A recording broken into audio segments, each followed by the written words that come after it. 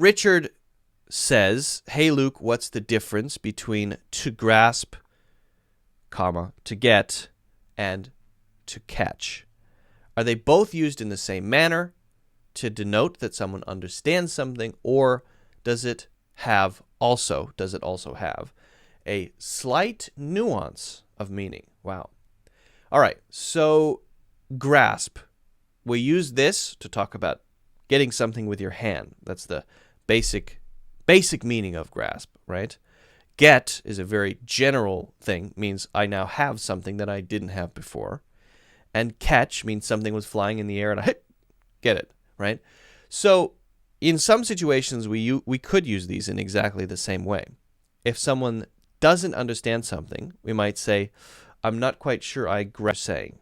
I didn't catch what you said, or I didn't quite get what you said. All right. Now, this is interesting because there are really 3 layers to this. There's get, which covers both pretty well. And then there's grasp, and there's catch, which are generally speaking different. Let's talk about the differences. So if you catch something is flying in the air, and you got it in your hand, right? So if someone has explained something to me, or told me something, or announced something, or whatever, and I don't, imagine it's a ball, right? And it goes, flies past my head, then I wasn't paying attention. I didn't lift my hand up to grab the ball, so I didn't catch it.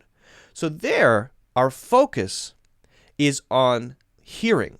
It's not that we're not smart enough or not capable. It's just that I was too busy playing a game on my phone, and you said something to me, and I didn't do that. So I wasn't listening, basically, is the meaning, right?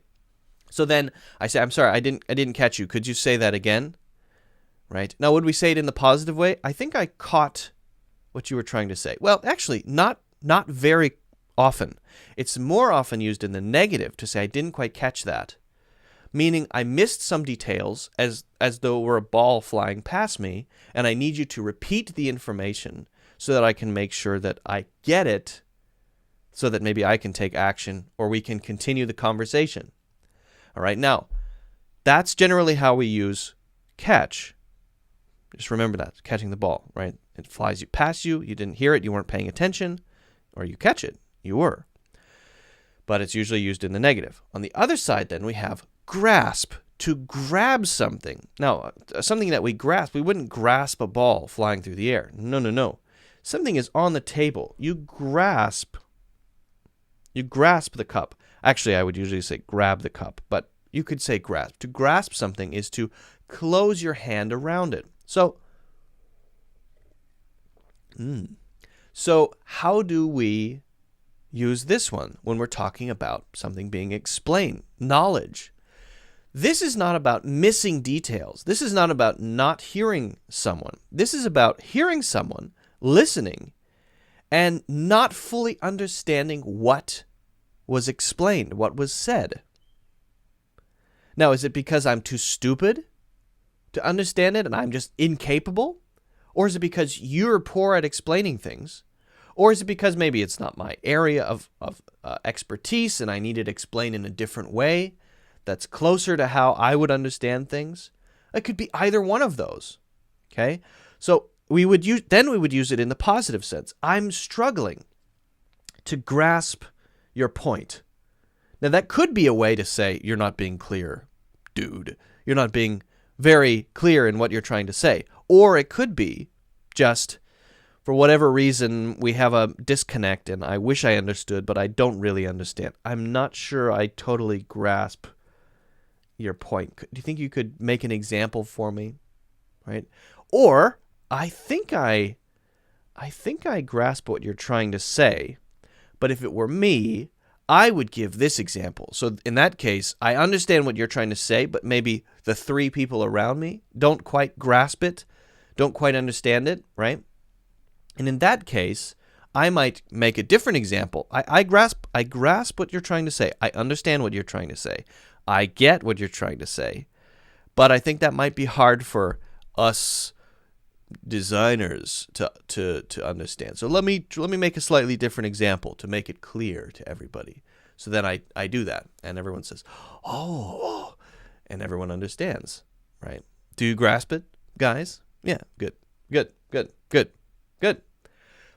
All right, so that's grasp. Not about missing the details because I wasn't listening, but because I didn't understand, or miscommunication, or poor explanation. And then catch is about paying attention. All right. In the middle, we have get. And get could be either one. Get works for both. I wasn't paying attention because I'm playing a game on my phone, and you say something. I say, sorry, I didn't get you. Can you say that again? I wasn't paying attention. I didn't get you. Can you say that again? Or you've explained something. I'm listening carefully. I'm listening very carefully, but I don't quite understand because you're using a lot of complicated words. And then I would say, I'm sorry, I didn't quite get you. Could you say it one more time? Very slowly. Or I might say, I'm sorry, I didn't quite get it. I don't have to say you. I could say I didn't quite get it.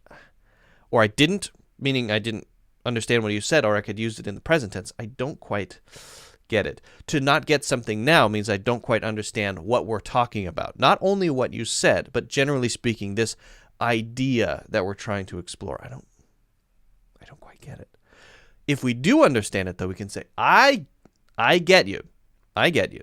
I get it. I get it. I get it. Now I get it. I was confused before. I couldn't grasp it before, but now I get it. Okay, so get can be used for either one. Grasp is just about understanding, and catch is not about understanding, but is about attention. Okay, so hopefully that's clear. Hopefully I have answered your question to your satisfaction, Richard Burgess. If you haven't already, guys, I would deeply, genuinely appreciate if you could hit the like button or the thumbs up button, wherever you are. And also, if you wouldn't mind, if you'd like to see future live classes or videos or whatever, make sure you hit subscribe. If you're washing your hands, you can do it with your nose. And if you haven't already, make sure you check out my courses in the links in the description.